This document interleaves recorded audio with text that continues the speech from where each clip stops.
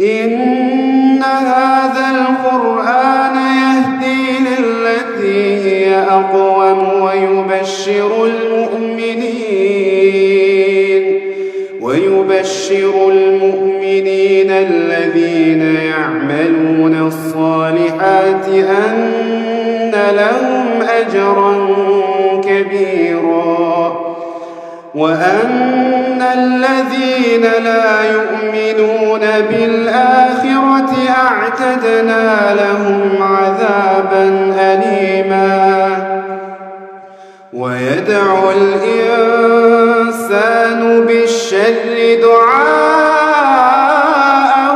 بالخير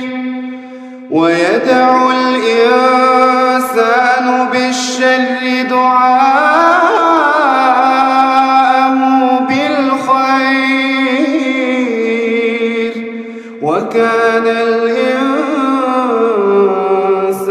عجولا.